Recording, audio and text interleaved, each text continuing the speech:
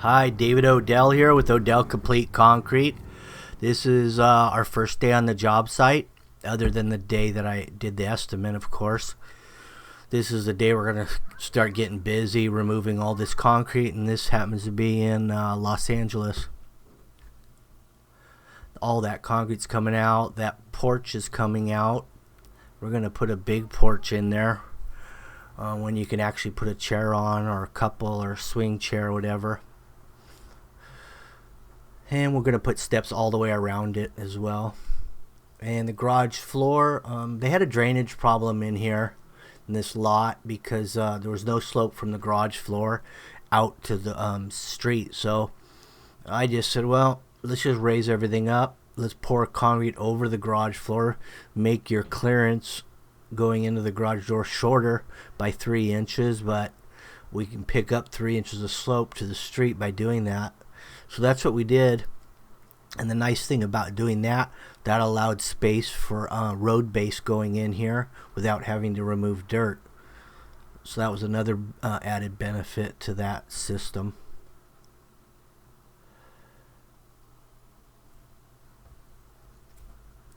The stem wall in the garage is 6 inches, and we lifted it about 3.5 inches. So we still have a stem wall, and everything's still well above grade.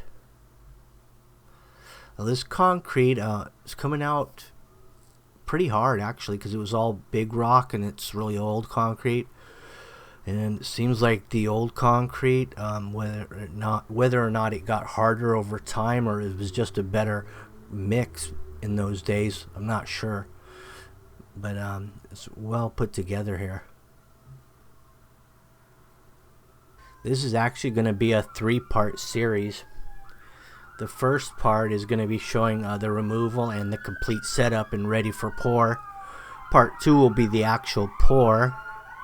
Part 3, because we broke this up into 2 pours. We're going to pour the porch and the garage floor is 1 pour. Second pour will be the entire driveway. So that was, you'll see part 3, the entire driveway pour. Part 2 will be the porch and garage floor.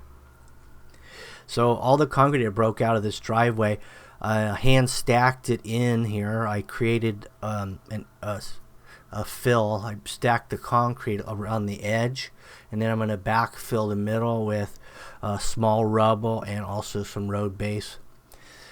So as you can see there, I'm stacking the concrete on the perimeter, and that's going to retain the backfill material because this porch is getting a lot bigger. This is a raised foundation house. As you can see the vents there. So whenever you're doing something like this, you want to make sure you still have vents. You don't want to cover those vents entirely with concrete because you need ventilation under the house. Otherwise, it gets really damp and moist, and that could ruin your flooring. So vents are important to preserve when concreting up around a raised foundation.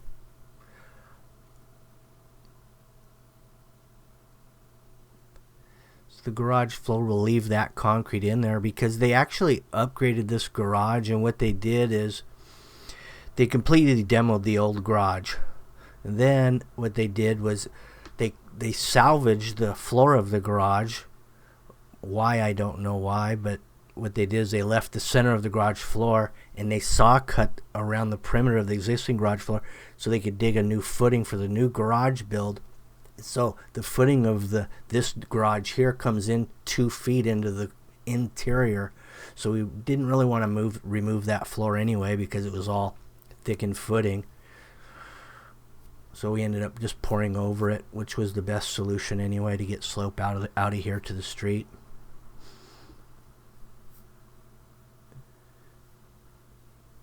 Now this fence that you see here, it's all just 2x4s. It's a framed fence with stucco wrapped around it. And it's still very solid. It's probably been here for 80 years.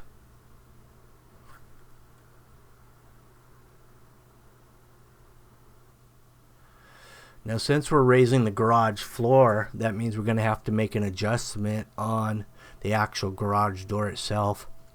And all we're going to do is raise the rails. And we're going to push the door back.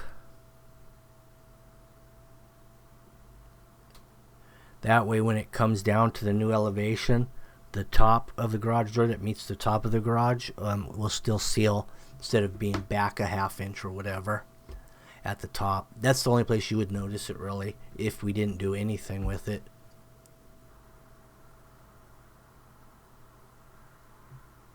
So all we did was raise the rail, raise the center tensioner spring, and refastened it, and that did the trick.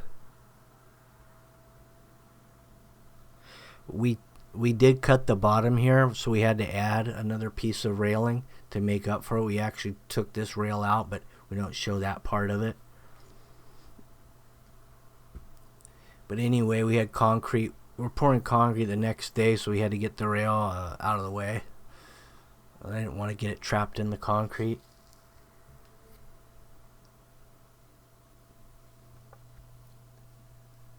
Now if we can get a look at this floor, you can see how far the footing comes in to the existing garage slab.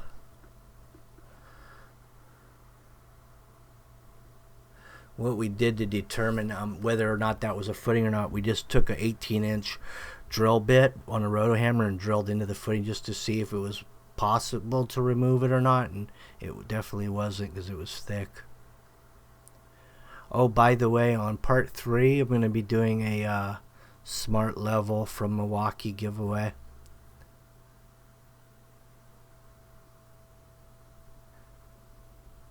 Here's the old trusty Johnson smart level, not smart level, this is my laser level.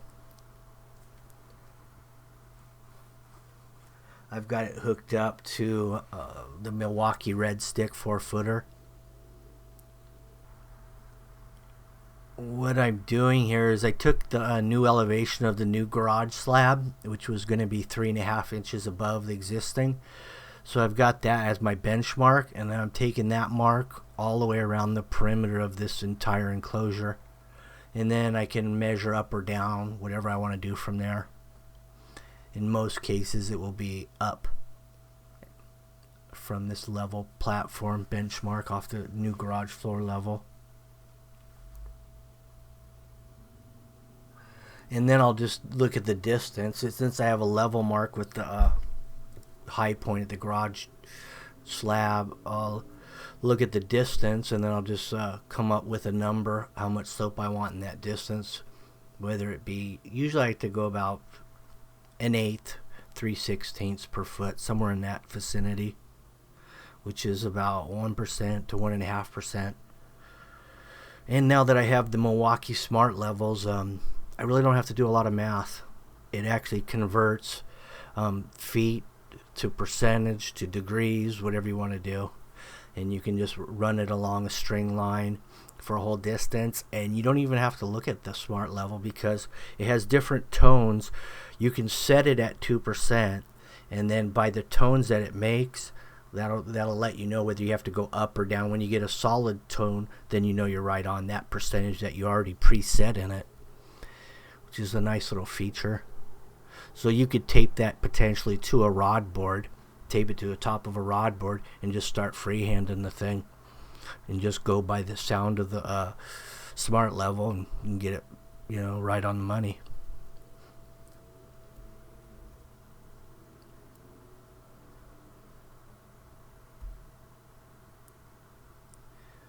So since we're pouring this little raised porch separately from the driveway, we're just going to lay a 2x12 on the bottom, and then we're going to pour up 4 inches from the bottom of that, and that leaves us about 7-inch steps with a good 4-inch slab to come up without hitting dirt or footing or anything of the step itself. Now we're bringing in the road base here, and that's it's crushed concrete is what it is, and asphalt. Crushed asphalt and concrete mixed together, and it compacts really nicely. That load right there was about 2 yards, I would say, maybe 2.5. So that 2x12 represents the last step of that porch. Now we'll go 1 foot in from that perimeter 2x12, and we'll drop in a ripped 2x8 that I ripped to 7 inches. It was like 2x8's about 7 1/4, 7 3/8, something like that. And I just shaved it a little bit and gave me a 7. And then I'll put maybe a 16 duplex under here for a little space to slip a trowel underneath. Nail off to the stakes.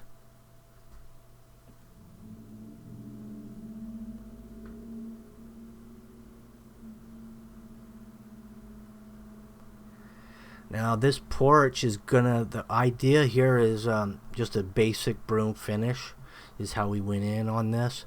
That was the thought. And then we're gonna see the roofing there is red tile. So the idea was he was going to put Spanish tile, the square 1x1's old Spanish tile, on top of this porch and face. And it was gonna kind of tie in with the roof and house itself. And we got to the pour. And we had a couple changes. Even though in order to set this porch up and allow for Spanish tile on one step and not on the driveway itself, your bottom step has to be shorter than the next step to allow for the thickness of your Spanish tile. But we did change it out on the pour day, and we went with sand wash. We're going to sand wash the driveway anyway, and for the time being, until the Spanish tile went on here, we're going to just match it up with the driveway.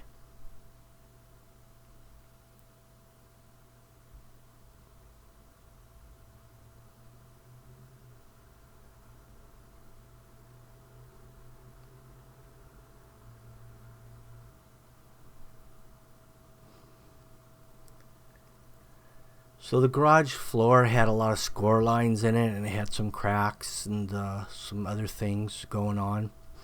So I laid some plastic on here. So the idea of that is that it won't transfer into the top slab. Acts as a slip joint.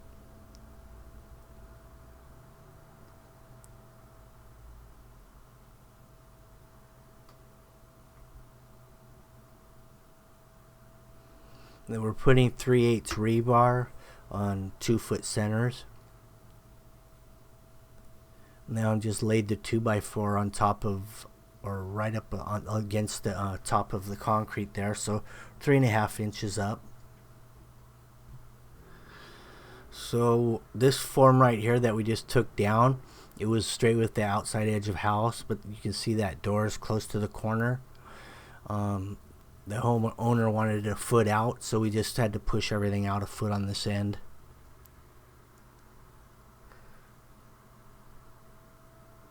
It was actually in the drawing, which I don't look at that often. I just start throwing forms together.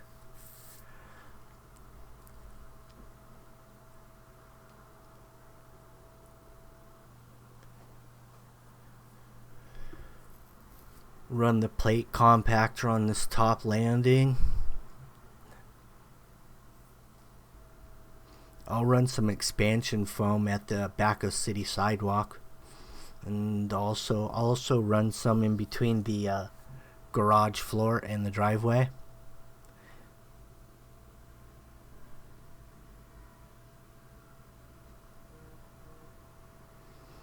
Right here we just snap some lines on the inside of the stem wall.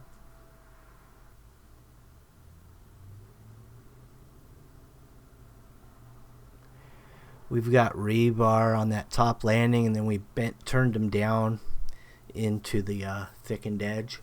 And then we'll also, as we pour, we'll drop some horizontals around the perimeter there.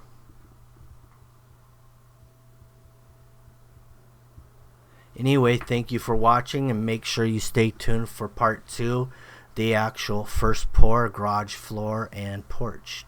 Have a good one.